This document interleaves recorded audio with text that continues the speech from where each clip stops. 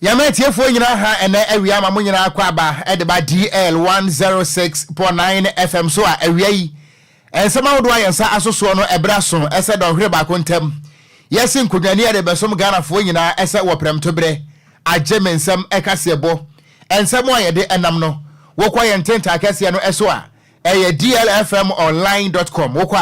na watumi akenkan ensem no ebi sadan so ana yen social media handles Instagram, YouTube, and Twitter so away and some no enam ho. Nemom eye yen tune in app no so eye dwuma papa. Odo sabos wa say moto net dawasum yirede na no so watie bia. Tune in app no so eye DL 106.9 FM. Na afen so yen Facebook no eso away and some no enam ho no mo a ene champion Kofi Taylor wa bomisa e de agu ne kwachi and wade nam ehonso eye DL 106.9 ewi ensama do a yede enam no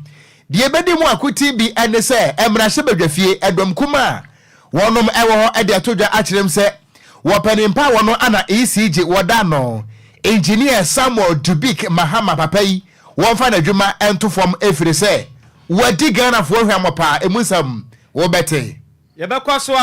awo oman Ghana enyinam kane ansemu na dwanto akasa wo kirema oman Ghana ahodo ayehu ewo yen ahone ne ansemu no enye ne na ehya ase na mena wakasa yi ehwehwemu bi so abetodwa na ensam no emunkyeremu nyina no ene se ewiase nyina no emfihia bese enum ahedi animu yi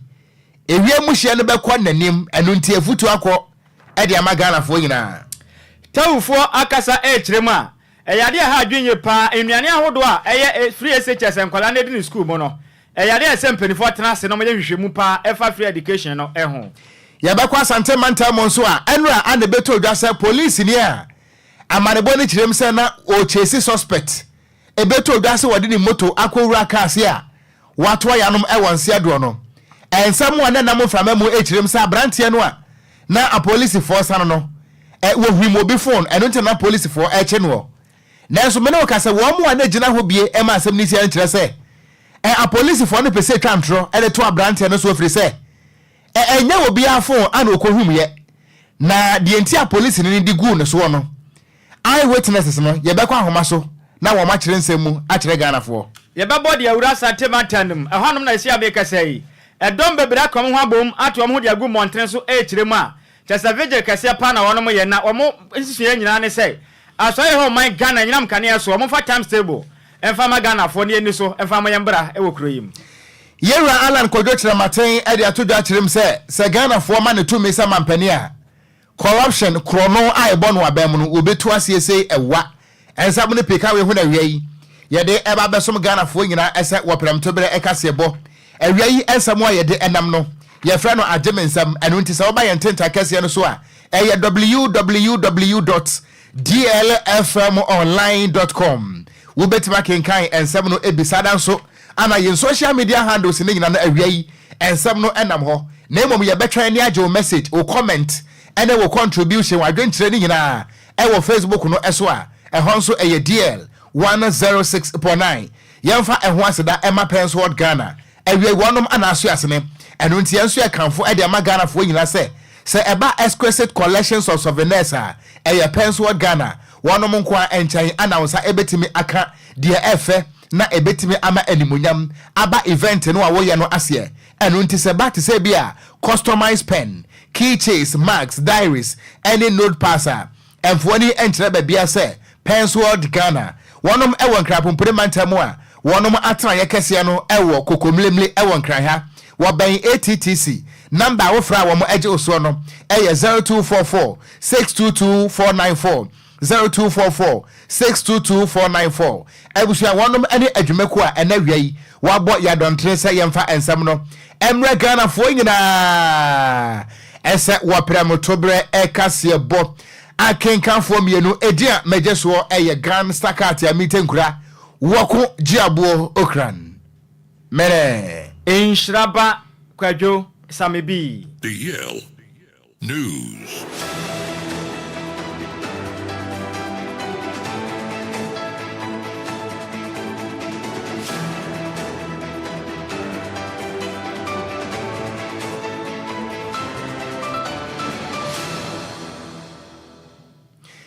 Yama yetiefo akwaba na afe kasebo no yenhyase emfa emamo.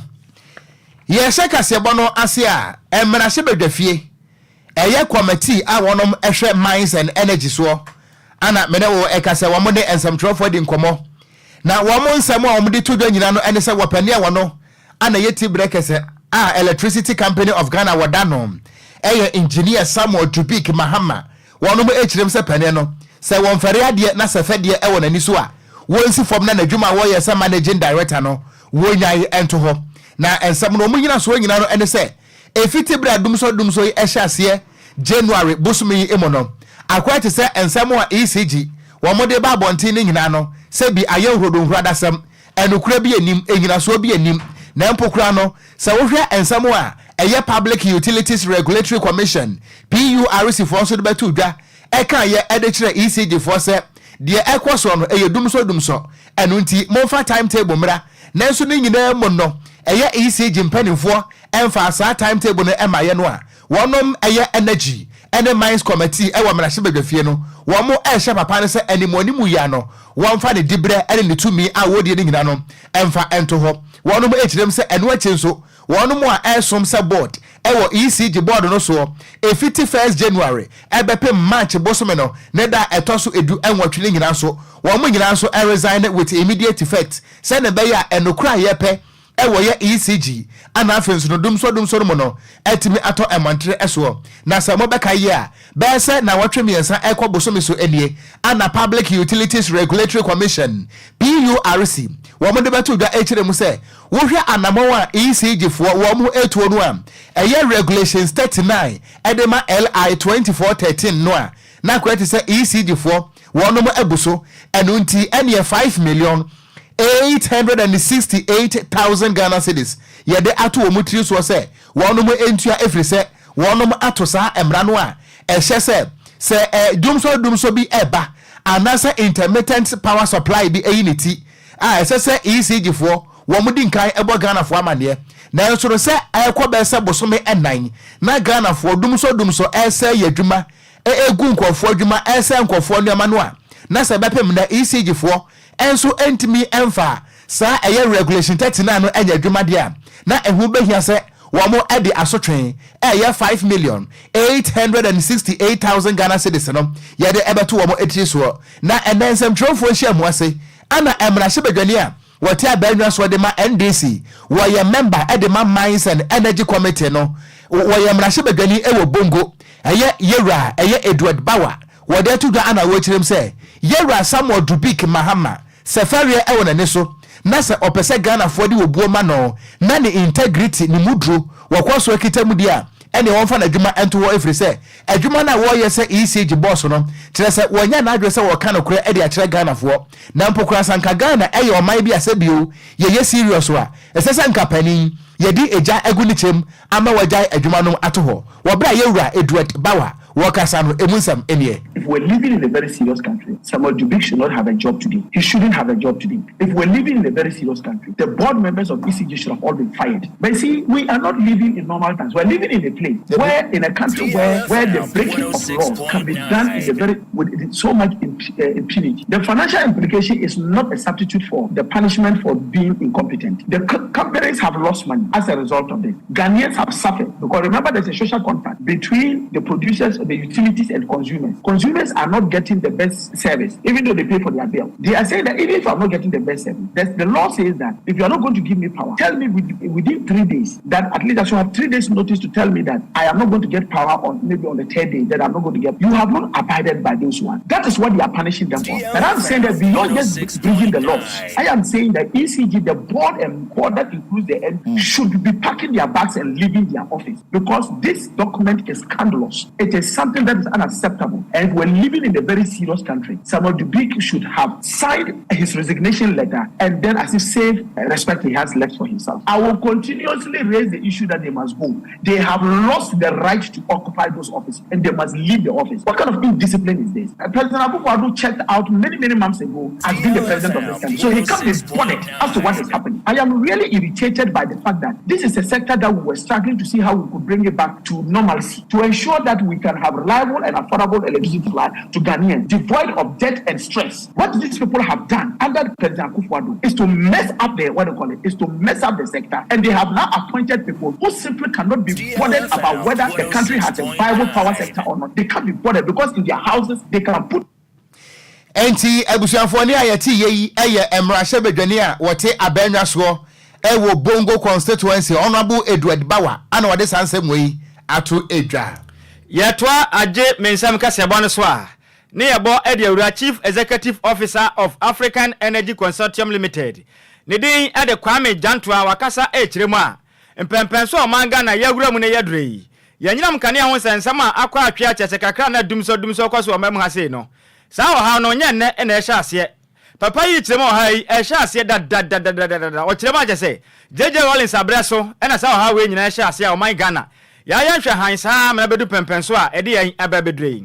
okasa na o chirem so ho ahodo a ekwaso no ditru na nkasa yesikasem afinso ebinso eye eka ahodo a eda oman Ghana yenso efa na ho ne de ensemu afinso emfidi ahodo a womde di omudwuma mekira yisijifo ene nyumeku ahodo aka wono mobo ma oman Ghana yensa eka nyinam kane no omufide ne bebre na ayemra we ne mu nyina aka ho bi afinso wono mu chema maintenance ahodo so eka ho ena afinso bebre na o chema ya personal interest ebiru man kasa wono man kasa fa so pebo ni ntino wono amamoden amadwumade a ekwaso Ghana yebetuma nya nyinam kane ma na gina na naso no wono man kasa fa so pebo ni ntino enya de wono ba mo homoden eye adwuma pa edebo oman Ghana afinso o chema jasa manyosam ensu ka ho bi ena ma ha no ekwaso da oman Ghana so ebedu pempenso a yedrein namra hendra da ayo pani Jantoa oni central for kasa na o chem so wo hwe ha we na yetumi fansha abaya ote akonwa su since impempre yi say eye wono na ma sa ha we nyina aba ena o chem say yada yen Fourth Republic nim ena sa ha we nyina ehya ase oman Ghana yatena sa yen hwahan ma ha kase ati sei no aba beduru oman Ghana ena wakasa na o chem say manim ye no wo hwe dwumadi ahodo a yedi ene mpanimfo wo mode mba wo bo efa yi si jadwuma mpa de nyamia nim ne kura ni abonsematiko papa yi tema nya de so ani ye kura che say wono ma ato mbo ase ayen hwehan pa na ha we akoye ha okase aba me na oman Ghana ne sente no okase kiremu a enmanume no sa Ghana mpanimfo epese ha we no ye bo modin say ye beso ano de a ene ye nyina manyasam fanto nchan fan firi ba bi kura ne ye nyina yanka bomba ako se boa mu ade ne ye nyina yamfa yantuma fansi ano ne ye nyina yammoa se ba ye ha hodo a ekwaso ewe nyinam kanem sense mu no ye betumi apa ano to masibre ene wakasa na wo kiremi so wo hwe PURC fo reporter ba ya mo kiremi so we ECG fo modin bobi na nso ani ade na nam ho ma ha wo kase we nyina ba na wo kiremi so dabi se ye do ha ni nyina kwaso ECG fo ade a enya do eno beboa ne sentre pempen so aduro no ezase ankwankran ne wona wo ka bia wo mu nyina ye nyina ya ta ECG fo ati ne ya pa ha wo kase a eda mo Ghana so nyina ho pomasibre se be ya beboa na ha wo kase ya kuti o man Ghana no ye betimi apa ho pomasibre na ma Jantoa Kwame ekasa ne sembi sei na to central for enim. So far as I can see, I do not understand why companies that are in the same value chain, companies that are producing electricity in different forms, service to the public, are quarreling in public. I've never understood it. I don't understand why PRC, ECG, Gridco, they are quarreling seemingly in public. I think that should stop. It doesn't show confidence with the people because the people are there to get confidence from those who are serving them. It doesn't show confidence. But the overarching challenge there is finance. And finance is in two sides. There's finance to run and there's finance to earn. So I see the challenge. Finance is the top. You have debts, you have equipment inefficiencies, you have maintenance, you have cash waterfall, you have fuel purchases, you have personal interest, and you have politics. So when you look at debt, it's strewn through. And please, let me say, I don't want to situate these things only in this term. I'm situating it within this Fourth Republic. We have had to do so because it keeps recurring all the time. It would be unfair to situate it in one term because we have gone a full cycle and come back to the same thing. So it means the challenges that befell us then still befall us now. And we don't seem to have done anything about it. Eripa Watene Kaso Wakasai, a Chief Executive Officer at the African Energy Consortium Limited, Kwame Jantoa. Yantoa we apem to break us abono eso. Na say what they will message no ebrayan e wo Facebook no so aye beken kan e de ama pa. Facebook no e DL106.9. Na won so do message no aba ebre sem no ye beken kan ni nyina. ama wo so wate ensem no ase yeto akasebo no eso na yeto akasebo no so ayekotema dwumadie bi akoso a wono mo hyehyeye eye edu intergroup Ghana na dwumadie no etiripo a anase eye kyerese team a na edaso no eye climate change, hence advocating for climate action now. Ningina no ene se ewiemu a ayehye ene ewiemu nsakyeraye yi se yebetimi agba ho bra na enkonya nsunsu abone ewo nipa abrabo ene ne nkwaso nti no ehu behia se empanefo wiase ebibrem ene Ghana mpanefo obia de tu de tirim ese kaka wure na yetu ho na mawo sesia na dwumadie no ase no ana maami a kyerese wono wo ye climate change advocate eba ewiemu ensakyeraye se yetu hofo na yetiesuamu ade no a ne din ede madam Porsche a edu mensa ana wade tu DLFM yama ne boni kwadwo ba ko anim ana wakyirem se wo besre Ghana fo mpanimfo se wo mo fa wo mo nan ensi from every se enwemu kakra wo mo aye ekyiremu a bese emfinhia enum eko ensia edi anim no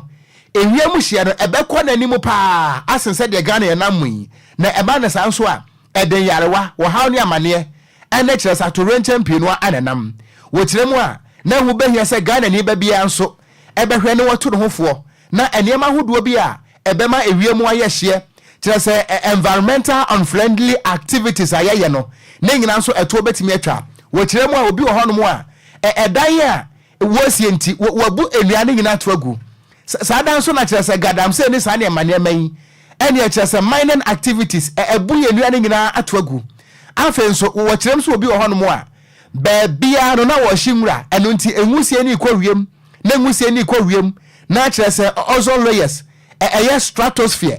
any lithosphere ne nyina na yetigu from eba na sanso a na kyerɛ se chlorofluorocarbons no kwasora wo mo ye gas ho adwuman ozone layers ne na yetigu from sanu a ene de science na ba pa na kyerɛ se awia no ehye yen eba na sa me kane na me oyibo nipa kokko se mahye ise tum wo kyerem se Ghana fo ntu ho na maw na eniema hodo bi a ye beye na ewiem beye hye na benya nsunsu ambone ewo man so no yentu asiese ewa wabra eye Porsche a edu mensa wone kwadwo baako atwetwe nkomo ewo dwumade na se no wo ba Facebook no so a ene video no eda so a ye mamin ne space no media no bia wo kasa no emu nsem ne less than 5 years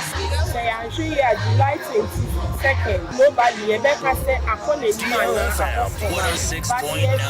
from the history on the climate clock now even who say time now you for lockdown you say and you increase the lifeline it's baby a year red near deadline and they what down the year lifeline and you my year the boama yenya ni bia ka ho etimi atena wiase ya ade ba ko ye wo climate clock no le say experience ya ye dada you my year affect ewiemu sakraye no ani na ma sesi a ye mu si esio a eto bebre ye water bodies here say ni ye di beba ya Ghana haya yesenya galamsi say yensio enti ebusuani ayeti yeyi eye maami akyerɛ sɛ eba climate sɛ ye kyerɛ ho ade yesua ho ade ye tufo na ye bɔ ho kokonso a wɔyɛ ade wɔ mu ayebeka ne sɛ climate change advocate madam Porsche edu mensa ana ode sanse mu etu dwa na enu achi no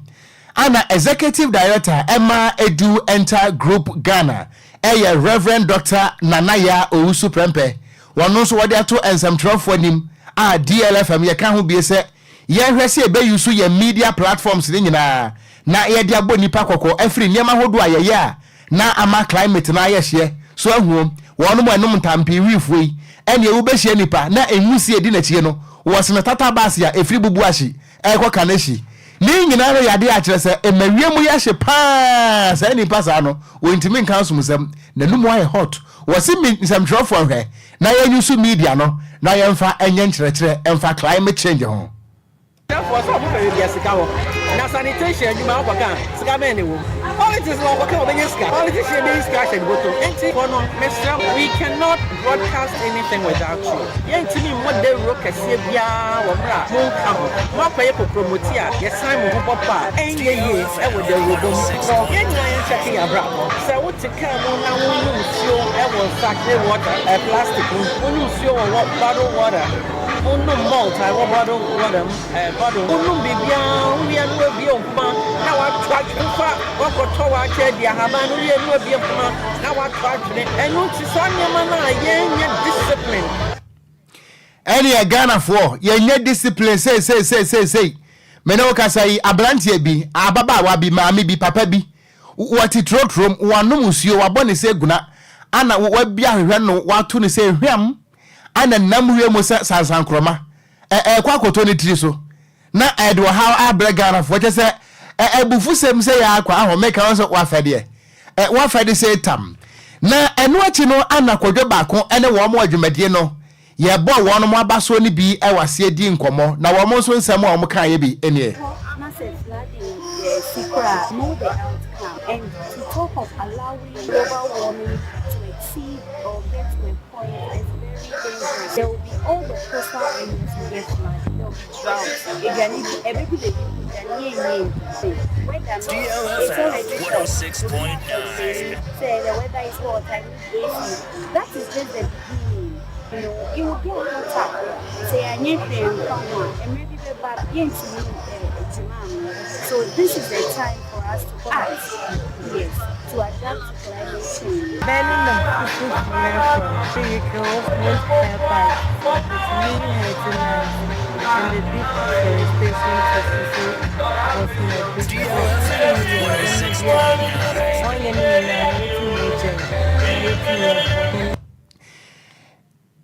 Ebusuani ayeti ye ni nyina no eye dwumadi a ekoso e won krapompere mantamo a Yamani boni Kwadwo baako okopie mu ho no ma wodi mu amane asomye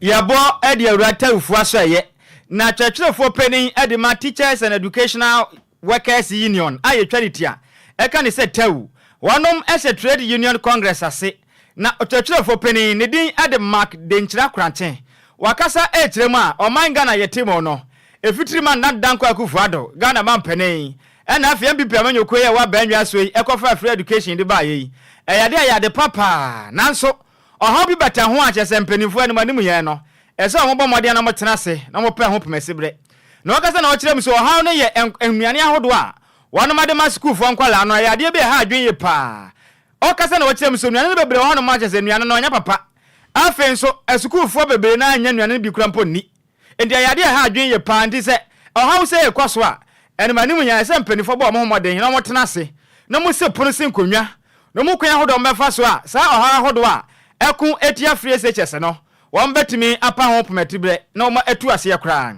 na odin se mo nyina atu dwa emla na o mo kasa o mo fie nan dwumadie bia edu a wono mu dia na eto so eye mfie makoma dum yensem ene wakasa na o kirem so eyade ha adwen ye pa esan sei so ha we no se ene manimu mpanifo antimi antena se na wonom antimi ampa ho pomasibre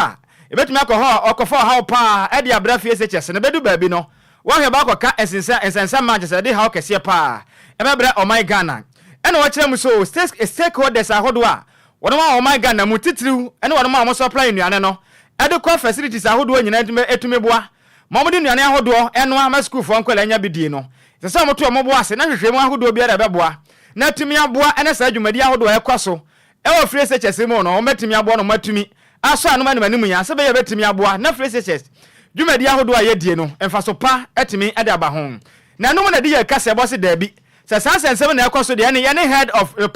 public relations edema Ghana Education Service ne din ade Daniel Makerena ye ne nkomai ne emisa se owura ensem a tewufo de aba abonten wonso san na wo ka de fa ho na sei no kiremu edi kire de kase bo. At every point, you should understand that you may not necessarily have a perfect system. You have a system that is being run with a human hands in it. So there may be some challenges in terms of distributional challenges, in terms of storage challenges. But your duty as leadership is that when these challenges come, you go in and resolve it. I think we have to situate it in a very proper context. What is that very proper context? If you look at buffer stock, their distribution chain, at every point, they are supposed to send about 18 food items. In between the 18 food items and even GCS, you may have a school with supplies of about 17 food items. I mean, let's even narrow it down to to our various homes. You may have Milo, you may have milk, you may have sugar, you may have plantain, but you may not have beans. It does not necessarily mean that you are unable to cook, but maybe within the preferred choice of food that you want to cook, that is where you may have a difficulty. But of course, what do you do as a parent or as the owner of the house? Quickly, you have to intervene, and when there are those challenges, you go in and resolve it. I mean, these children are not children from a different continent.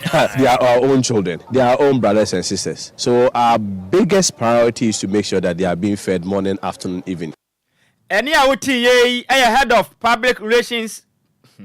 Any OTA head of public relations, Ghana Education Service, Daniel McKenna, and OTA. And watching a dear Cassia was a derby. Sana Teddy and Yafa and Nichemo Laboni, free SHS, and I say Laboni SHS. School for Uncle and Uncle Bisamo say. So how do I penny can? More so man be. Nasadia more can in Yana Panamonia be Niana. Now I almost watch them we say editor dear Cassiabo. There are slight instances where it's not balanced. It's just once a while. But then I think we would need more of the balancing of the food. There may be instances where they are not balanced foods. But then sometimes I think we would need, maybe when we are taking what we will need egg to each person. But then now it's no more. So we pray, we are hoping that they bring it back. But then for the rest, we think it's okay. We had some brown with bread. Yeah. Nah, it's not always. Just sometimes, but not always. Yeah, very often. Yeah. I think Fridays that we get bread. Yeah. We don't get bread all the time. Just Fridays. So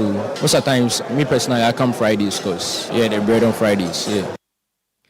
Any power to anomoka so moka say. Aya edusuya for ono wa eye laboni SHS Enquires ni bi na wote se wonom e kire wonom adwen. Enti Kwadwo aduane enkwada ne die no. Okunuane omudie nu no. Secret ni nyina na eyipie makoma no ewo mse free SHS na ya de papa de bia ya bompanifo abaso so matumi atena sede kyehye nte se ede ba Ghana eye school fo na ni nyina ne sese koba ne sei na omontena senya hwehwemu mfamfa ho se ha obi wo mu a omonso ano ehu hia pa ehu hia se ne manimu no mbetumi aso ano so ha oba ko mienu bi wo ho a yenka senye eya de pa nanso ha na wo ho no omonso ano wesense se nkwala na ntumi anya aduane pa ni a ebetumi akọ ha omapo mu den nti se ohana se ho no mu ntumi fa nuane ne ma tinton tan mu nyimfirim na wo fo na provide nuane ma nkwala no enti aduane enkwada yi die Ghana fo mpanimfo ya we se Ghana fo a eye dwuma kwatin fifire tuato se ye mfa hwe wo ma na aduane a omma edie ni mpanimfo ne ya we se openi no wakasa ne se wote ya dan na akire mu aje se Ghana fo nkwala no mo nyama no ne fo nkwala ye ne aye ma ye ne wo ma na te ha enti no za de tie bia no ye ne se ye ne aye ho de na ekwa omanum no be nsachire mu afa ho ma yenyi Ghana Education Service and Ministry of Education ma yeyi wo mu secret mpie and eyipie 21 kan no kra me you secret are you next wo secret wa me ka chan e dey secret me ka so ta ma ka kire me se oya man se adwuma we de nti one ne yili ni ja ye ni se ono wo kwa anadwo nti bi wo ha e wo man no abafiri nti obai na be ma foforo ne ne yili no eda catch you ma mo me busia enti yeyi secret ni piesi ana mo pese mbodua ana mo me ekosua na mo ekosua ne ade a ha dwen se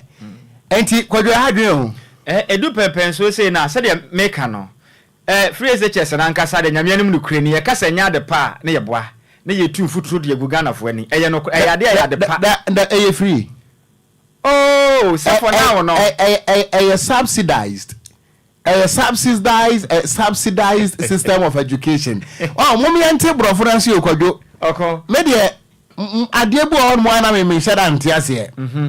ade no sankamia na me di misika kwoto a nkameto 100 cedis ana ban ne say da bi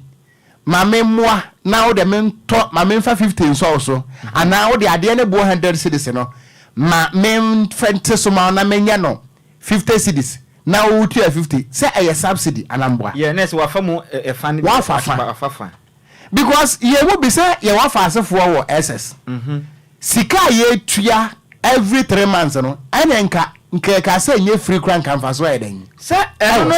eno no ye sika bia enkwa aban na akache o DLFM ye binim nam kuntu na se agi say sika no aban nte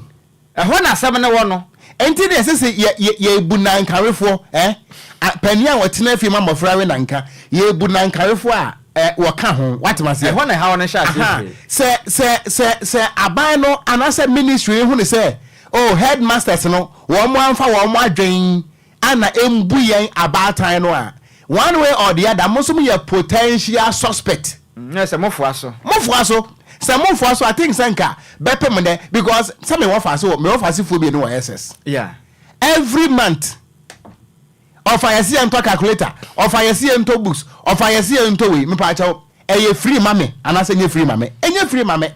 oko menim say edum pempen so na ban e de nipa ne bi kogina asem di bi akyekere fo bi kwa yetu no masan e wo saa ne ma hodo a yekoso no ho enti no ye besra wo no mo se mmomode amfa o mani ni akire ye ne mo aye nyina ebusia me yento akase ebo no so yentu fa na yenko asante mantam nkodi nkomo yi emra na ebusia nkomo ye de ema mo ni nyina no ene sese mo beka yi a enra yenkase ebo awia ene anwumre so no ye de so mo se akwanhia biasi ewo kumase kanten kro no odiom anwoma so ene ne importem a eye police ni a na watu moto na yeso wo chesi abrantie bi ana police ne no ene abrantie ni nyina no womo ade womo moto ekowura trailer bi asabre na apake esi hono mo a police ne no amuno mo hono mo a wowuye ebusu asem meka ye ensam ne ba ye no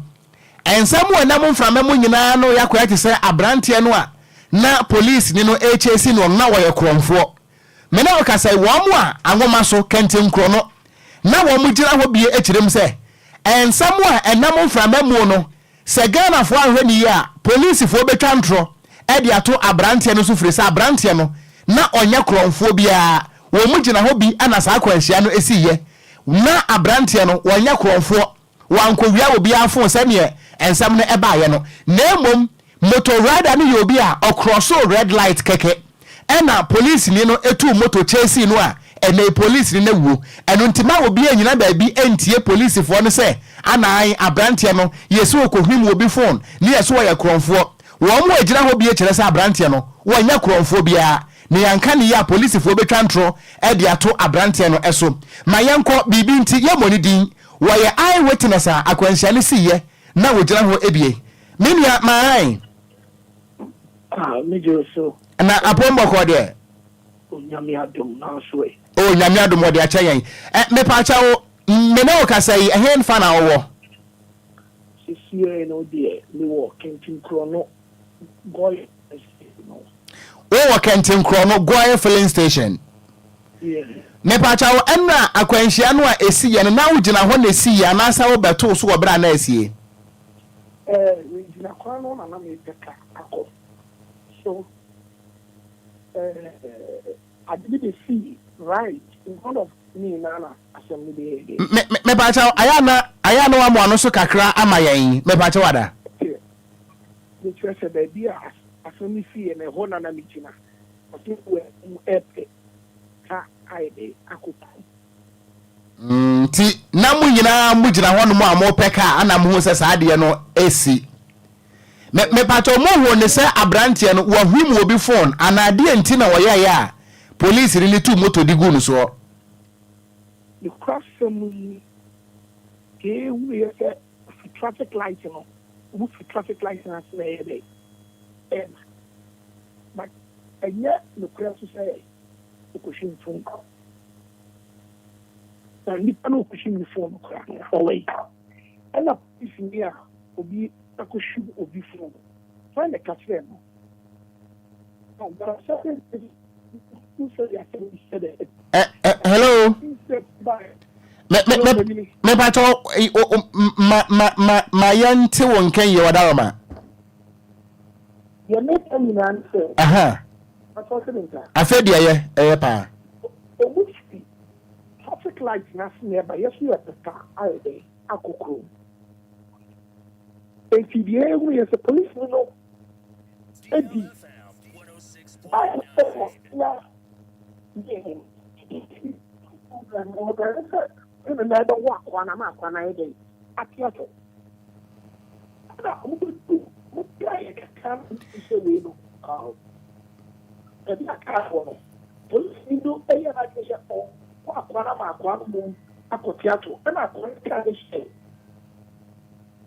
Remember,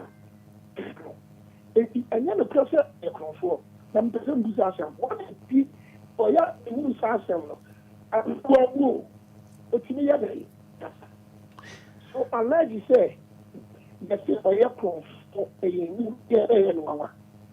And you're not right, you know. I never saw in the police. I think police was saying, you know what? Okay. You know, some say your way. Many people are sometimes just at the dinner. It's you are called Roberts. I'm going to congratulate you. Oh, can you check one? Is there somebody in the check one? No, that's not it. Oh, the idea. Now, I go to told me, and the chronicle. Enti natural say. O network name but ya tin kakra wa hamenim ya na wagina baby ya ma ye natural say enye phone abrantie ni ko wi aye na emom red light keke no cross so ye na police ni two motor chase no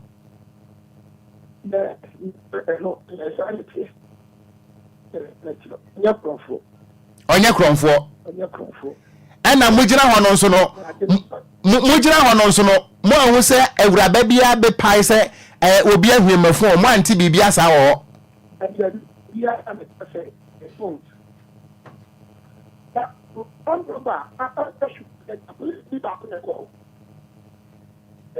na bi police ne ba ko ntimi chesi am roba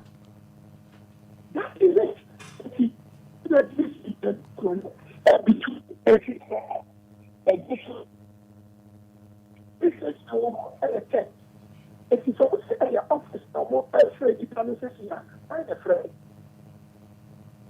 I'm not to be free. I want to play as a weapon because say, cameras up to to open a work is a cost of sudden.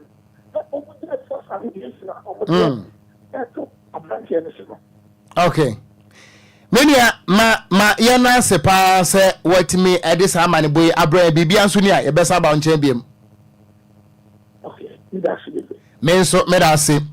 enti abusua wapani a ye ne no akasai wo ye eye witness enra de esi ye ewo kantin kro no wo se na wo gina ho bi Kwadwo okon se wuti a wo se na wo mu nyina gina minim kantin kro no traffic light na se wo se na wo mu nyina gina ho a wo mo peka ena do mu ya ne say red aso enti motor radar ne yedan e cross red no ena police etu motor no wo chesi se ohun se wabu mra so ohun se wabu mra so ena opese o putting right na sa ebia sa enti se sa na tie dia enya ye besre se dia enra enipa ni bi kasa yesi abrante ne kowia obi phone yesi ohwim obi phone ene ade no kure we mu ne die okon ensam ne se ba omuntu ombo ase na nyenhwehwemu ese fata ne ehunu se ensam ne se ne tima ye nhada mfa yetirim ana ya adwene mmeka nsem ya ente sa ayese ha adwen moma ye hu de esi ye pote yankasa nipa ogina ho bi na obọ kese ye kiremu se ade de nipa no traffic light no ocross ye ene ma no ko ba sa nti efi ene so fire hin fa so okohwim obi fu edio but ayesa brand ye na enwu yeah because sanka wonu momu wi a ho anka wontimi nyine ho ano se funu di fo yeah sanity and here is the case abrantia no wonu wangu ana we nya abrantia na busuafo na ka say eye witness those who were standing there one man no mu gina ho enti asam no moma yenka ne ye na de si ye no mom yentie kakra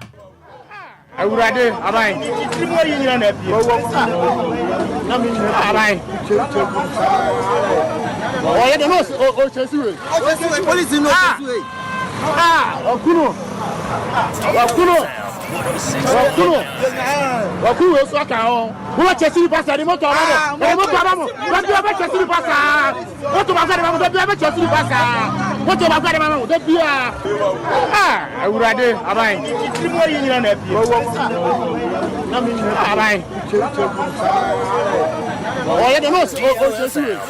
police no chesiwe okuno Okuru so aka o. Wo chesi pasa ni moto amo. Don't you ever chesi pasa. What to bagare mamo, don't you ever chesi pasa. What to bagare mamo, don't you. Kwadwo Okon. I say social media no so ho. Medium say wa hwe ne pen abrantie bi eye video utimi so wo ye police ni. Okay. Ana ayem said the course one intino on person obedi police ni biem. On person obedi police ni biem. Ana ase some revelations bi a course nema bi a course wa ye enim e wo police ni no wo den. O ye pie. Wo say some of the police officers se wudi nchim wo mo di wi be hye wo botom sesi a. One say video ni pen. Wo common. Many nyentwa bi so de. Na said ye wo kan de me very sure pass say unim de woka ena krom ha sei no okon e ha adwen ohun say e policefoɔ no omo bo adwuma pa o ye ka so omo mo adwuma ne ye boa nanso ebinom wo mu a dwuma bi omo di ne krom ha sei no ahomete eno ho asɛm na ye ka na ma bi nya na adwen sei dia ne ye mpega na policefoɔ asɛm da bi omo bo ye ho ban akwane asɛ bebre so na momo no wɔn mo nam kwati kwan edi dwuma na amoa o ma ne kan kɔ ne ye Ghana ye security ho no omo mo de so message kyerɛ o madwen na omo aboa ne ye nyinaa ye ho atɔ ye krom ha sei yensi ye nenkasa si de wu ye nenkasa wahu because do pempenso be bia there are some instances bebre na utumi hu sa asem a ye kan ye ntesa enso kobla ne be kan sa o dansini ne hwan wonim se enu nti de obi se duress yeah ye timichi obi a se bi o ye suspect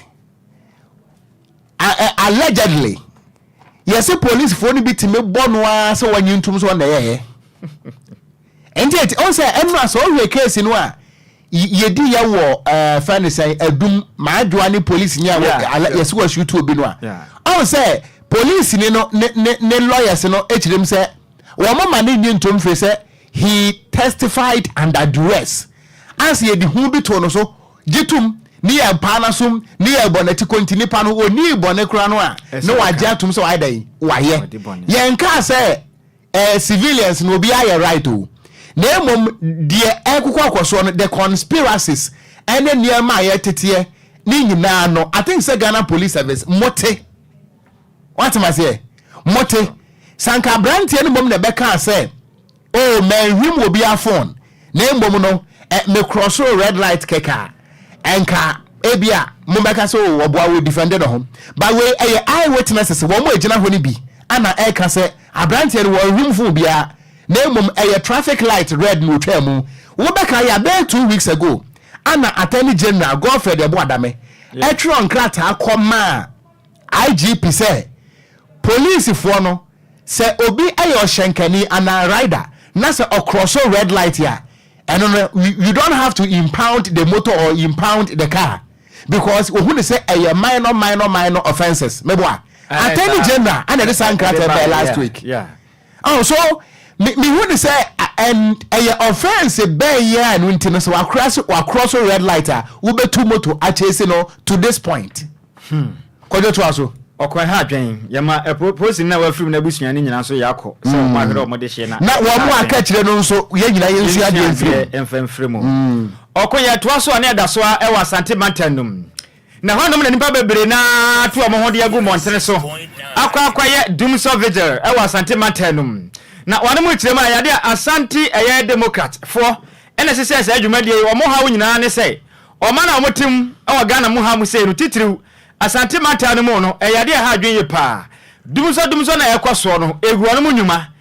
sa mu business nyina no senti na mutu omungu montere so ne Kumase de monfa ni agrakora ne street ahodo wo Kumase nyina no mutin nyina mu hia ya kire mu sei enya de ya de pa ne senti na manum ya no Ghana mpanimfo na afen so aso ya ho my Ghana yan ECG mo dada no no mpa ho pemesibre na mo so ano se be ya betimi aboa na anwuma hodo a egu wo my Ghana na afia Asante Mantanum no eni nyina betimi agya na wo ho atimi ata wo nom na no mo kasa na mo kire mu so ya de asa wo ha we no ha adwen ye pa na wo nim se ekoba ni se na ese mpanifo tena se na mo de time table se shepono de ba montene so na Ghana fo nyina di eso se be ya betimi aboa na ye hunu se anopa a ye frifia kwa adwuma no ye baba no enumere nonson ena mmeso kane ne senti medwuma huduo bi ne nema huduo bi a meso a enyam kane na betimi asɛ no no ese bi hu kwa fodo a mefa so adundum ne nyina na ma adwuma de ne nyina be kwa na wiye no na penny pa oya president edema eye Ashanti Democrat ne din ade Mr. Jerry James eye suka e wakasa na wakyem so animanimo no eye aso na o man Ghana yen yisi for no anasa yisi dwumakuo no so no mmamode so wan mo fa time stable mfam na bonten se be ya eye dumso a egu o mdwumadi ahodo wedi o man Ghana mu nyina no e betimi ajaye na me no di e kasebo e kasa ne sei e na kire nsem no edite di e kasebo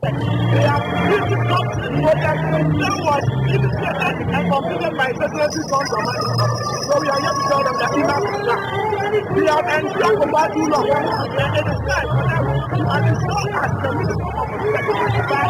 Bolivia, and a buyer, Yajiatum, and Yaya Papa, Papa, from my pencil. I'm not doing so. That's at the same time, no. The Becca, I go to Mopa and Ayade, and then I'm mind in our morning. A bread, I call it, you know. Now, Nipado add also, and Yakaya, I am mid-age, doom so I see it. I dare you acquire Baby Drew. Yeah, Papa is SSC John Domani, my pencil. What's it? Media, main friend, I am for I'm a Mopa Kosovo, I'm a Mopa Papa, and say, in our morning, media making them and I saw Namaka said, doom sano, Abba, and Yanya Mutuma, and Wocha, or if you see the generation capacity from 2,000 up to almost 5,000, it was your fault. Money, Mahama, and the Esla, and then the sector level, so MHA legacy debt, it was your fault. Oh, I bet you a Kufado, and the Baomiasa. Oh, don't Mama, so would do so. I'm a number so. You're not a set for Ama, you would have Fanya, Omabo Manica, it was your fault. Cecia, Yadisia, no Ama, you made your brain, and I'm one baby, and that's right. There is SLC don't the money, Mama, you didn't pass as a quite you. And I'm no more say, they be your doom lights. Read before say, move a timetable any day. Amra, read yours before say, move a timetable. Amra, Ghana for say, move a timetable. Amra. Any power 10 and Castle say, Aya president, Edema Ashanti Democrats. The day Eddie Jerry James Suka, and they and our no. And what he and a dear Cassabo. Any opinion, the Dindi Ashanti Regional Secretary. Oh, Ashanti Regional Secretary, Edema and this Amenyoko, the Dindi Dr. Frank, and Wakwahin on us with them so you might know Kobe Pa. Now, no such remu, or how I would Sadum so dumisei, Edeba, our sentimental, on to say, and only dear Cassabo Casano, or Chinese Semo FI.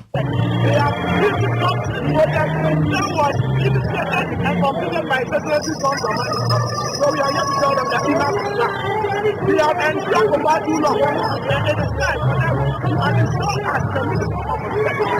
106.9.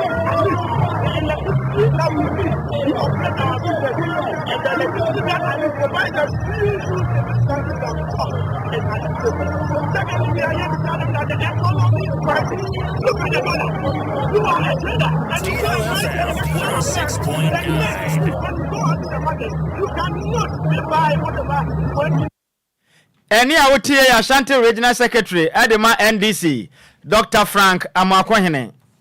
Yanto akasiabo no eso na yankan messages no so ekakra ewo Facebook no eso a momentum fa ha captain with no armband and was shout out and confirm all the gangster cats in Ghana was it mo hey captain je ni pa bonifo chere say mo captain ya that's why mo why there say say obedo na gangster cat ku no kofitela ka ho we didn't answer nipa bonifo ana ekobi adutum and was keep up the good work with here in life ewopon beach awia iwu da nsuo mu ahụ awurade ye wosini wiriwiri wa and one also what they are paying wo bi batompo and was good afternoon my beautiful people of DLFM beautiful when they okay maninya capital because I'm afraid you wa and was DL news there news mo headquarters pa and was more fire ana basayi adom nana was wo tie yan ehwe yan life edi free Pristia ewo Pristia Hunim Valley ewo Western region ana was DL news no size ana wo do edi free tam ana ode abai ana was Ghana no ye nyina kan bomu a ye betime aye niye na emom se wo bedi die ato gatam wo beye we citizens muntu mo hofo pa afre se climate no ehonsem kan no eye pipa ana opoku active Emmanuel me ame wa fasi DJ active ana was them kasebo ne detua to pa wose agem nsam kasebo emu odesa anomanam akura se bibia hyeyi e wo hode mo ana Robert Gamale adronko kwayo okon He brofo Gamale Diaba. Wasaka no bio. Was say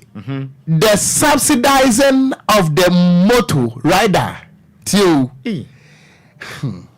the subsidizing of the motor rider crossing the red light is accommodating to the obituary of the policeman. Gamale. Taylor, Obekumuni Pao. My Mr. Taylor, on the go university. Taylor,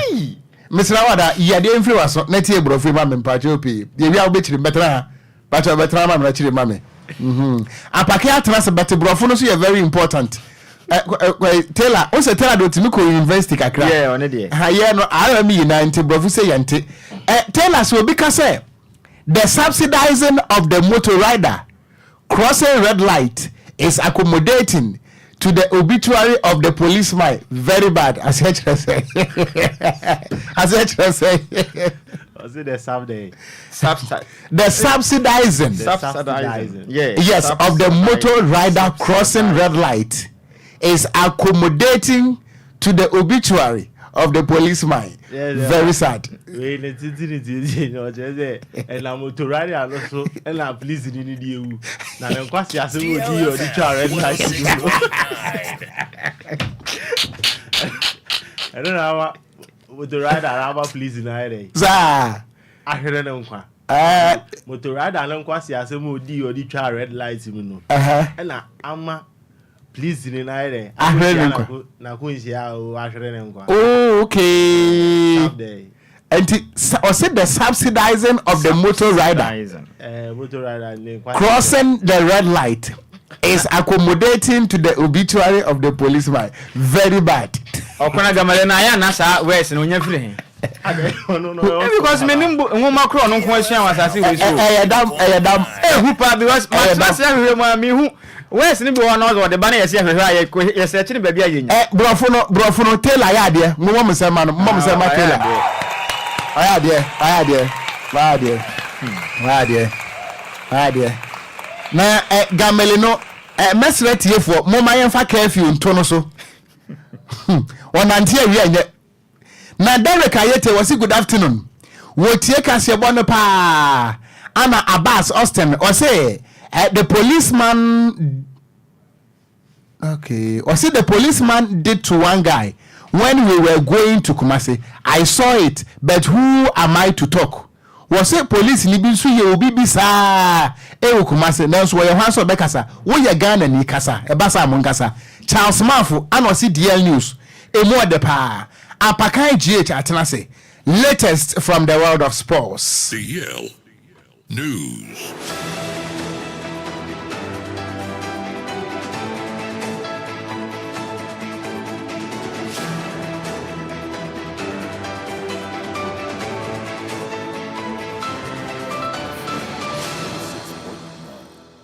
Right, Abusia Yansa mo bibiala ha, mo bibiala kwa bamfambra DL 106.9 FM Kasafidie so and fiada area from Tobreka Sebo so mreredu se agudie mu nsama wo so aya boabo no Abusia ye de beda na huni akọ ene ne ba ewa agudie mu Ghana agudie mu nsama no of course nkrofo nkro so de latest any exclusives na ya boabo no a ye de ebeda mi amede nsam na bro di ameje so no ya yesu ano de share apakan GH the blessed king intentem so a minsi famna mention semna sia mention se emfan fifi Ghana National Under 17 no Omakachi ena mesha se ediefi mema na fem ye from the Black Starlet na ende no officially no Oma confirm former Heart of Folk and Blasters of Ghana player ye friend Laye Kingston Somra na ombe new head coach emfama Ghana National Under 17 in mema no afem na omo chima former Heart of Folk player ye friend Jacob Nate and afem so Nanajima and be two assistant coach ombe boa Laye Kingston nomadi dwuma no de ama Ghana national under 17 team no mema na famu no dia mede etu anim na after say confirmation e ba say Laye Kingston na new head coach de ma Ghana national under 17 team no na wakasa o see ne all the qualities obetimi lead the under 17 team no de akọ omunkunim die mu enti ne awaba bibie so ye bia na bua ma Ghana national under 17 mema na famu no esa fan ntoma pafra bi mu no obeye we ene nsema Laye Kingston ade atudwa ye di ama o ewo dwumadi ne so yemfi sansensem no ma yemfa ye ne nchiemu ewo boboku a ye fa ni dream sesi akache omo no mugina Ghana ne mu ekita Ghana franca no ewo Africa enti CAF Confederation Cup no omo akonkodensa akwakopiem ewo semi final omo ne Zamalek a omo fi Egypt ene kwakobo na endra no mutu fi Ghana nyame ncha de omo akwakodu Egypt asumdwemu a nyame adoma kwasira wo Cairo International Sports Stadium no enwumere no nan no semi final first leg no omo ne Zamalek ere kwakobo ani a yede won sam ere ato anim na Abdul Karim Zito ena ye head coach Edema Dreams Boboko no wakasa o sini team no omo ye fully prepared and determined say ende no omo uram ewo Egypt na omo akwakopiki nkunimdie no o se omo hye Ghana fo nyina bo say omo nko Egypt enkogu Ghana fo animase omo kokonkoden epeja Ghana franca no e de asinkunkon so o se game ne de e daisi game ne momo no o ma ye friend Egypt omo team Zamalek no omo nye team a obi antumi nhyɛ omo obi betuma hyɛ omo enti no one ne mrante no omo kokonkoden e wo ma ye friend Egypt akwate Ghana fo anim we ne nsema Abdul Karim Zito e de atudwa ye de ama e wo dwumadi ne so na endra awia no ena mede beto anim say His Royal Majesty otumfo say tutu otosumienu Asantemanwura one Kumasi Asante Kotoko IMC no any playing body any technical team no ewehia esanse ne yekoso okotoko no His Royal Majesty ne njo na ndra oni team ne ehia any IMC ni didi nkomo any in the technical team playing body ne edidi nkomo ebisa players ne eden ne hawo na omu gina omu nim ni omu ka medemo ka o se dabi yetua oka sa na tie technical team no so bisa omu eden ne omu problem no afedi no omu kikoma no boso His Royal Majesty aka chom so omu nkwe na game se di omu anim no omu nko na omu nko wini na wa confirm say coach Dr. Prosper na Ogum no ontra non koswa enye head coach former Asante Kotoko na mom no His Royal Majesty amama so ate say so man yom nyama ye no man 10 results na ono abetro e de akoma GFF say ni team Kotoko no obegu ni this season no ntwen ema players no any technical team no emfa team no enko relegation na wa show say ni manim ya no results no omo 10 things around we enendra meeting no ni epiem a ya bone tofa e de ama na after the meeting no and Dr. Prosper na Ogum our head coach Edema Asante Kotoko achema o see ne no after so meeting His Royal Majesty no Kotoko na be foforo asundwe abam unity abam nti nyame adoma kwasiada against Samates no ombe ne ombe bia enya wi no against Samates waiting some Dr. Prosper na Ogum eri to Jandra after the meeting no na owie na na Danlad Ibrahim captain Edema Kumasi Asante Kotoko enso eri bitu aso o se nyame adoma kwasiada after so meeting His Royal Majesty no unity abatim no enti ombe hambu tima ye fene Samates kwasiada e Kumasi we ene nsema Danlad Ibrahim e dia tudwa ye dia ma na yemfi Kotoko akachia yemfa ye nchemu e wo ne bitterest rival e Accra Heart of Folk phobia or say never say die until the bones are fully rotten. Honorable Vincent Odotesoa e board member Edema Heart of Folk Boboko no or say coach a ye fene Abubakar Watara eba no or the nyama bebre na beka has team no or say ni experience no or board no e ban so mu take a football decision e ban business wise and so or board team no enti according to Honorable Vincent Odotesoa no or say coach a ye friend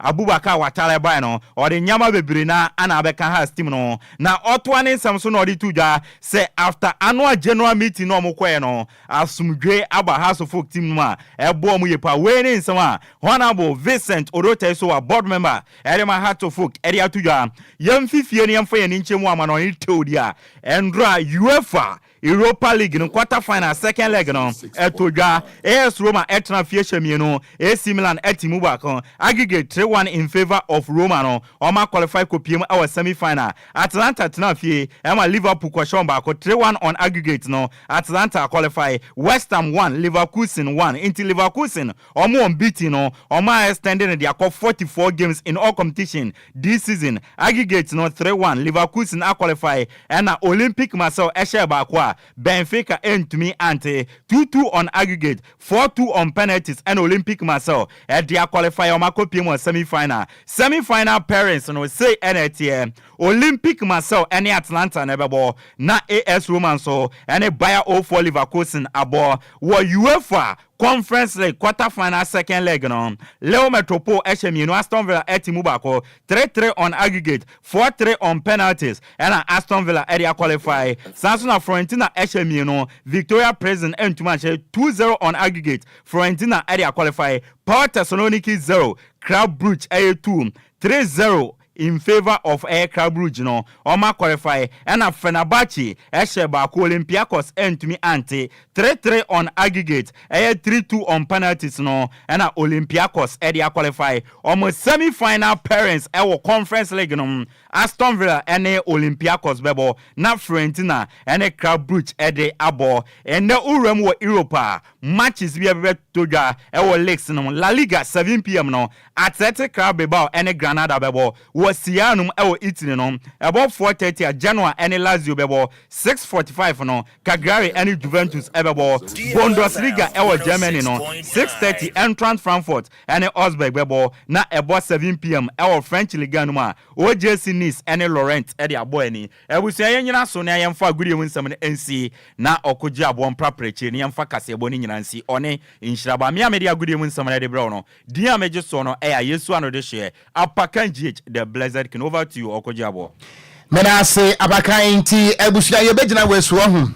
na ya prapra kira ma mosa na wo premto breka se bono na wie ya nie Kofi Taylor de ko Facebook no eso ana se brofo kese bia nso pie ewe news no so a wono ana university nti obekire mu emayen enti ene won na bekire mu emayen Kwadwo sa oti asesa oh na den metiase pa sa mono sabra no a ono no wo sua grammar ne ade wo University of Bantama no na ye bo nkusie wo kwai na ye bo nkusie wo kokotro so ne amentu bom ho ba bi kura enti the subsidizing of the motor rider crossing the red light is accommodating to obituary of the policeman very bad enona enanya kana na asiko hanuma nkabrofo de nkobwae na so so nana adwase okay one eba wana ne mpamfo ene ye fi adamboa sa enti ene ye nkaidum ene so ye bojaye ai enti amanfo be ye omo ho anwea kurom ha ne ana eduru fi ada ye ntu obi afo david ukotu fo aye utu enfa enti nyabotre adwodwore dem na montwe nana adwase okay ene ne mpamfo na akoye fi ada ye mfa nkaidum emfa emremo akenkanfo mienu edia mejeso eye gangster katia Mite Enkura Okogyeabour Ocran Nhyiraba Kwadwo Sammy B ebusia na mo nyina se ama mo nyina mo enitia ogyen oboja na senanadwa eba esese ye the national anthem ehia nana adwa se oki ekwan Enquires. And the flag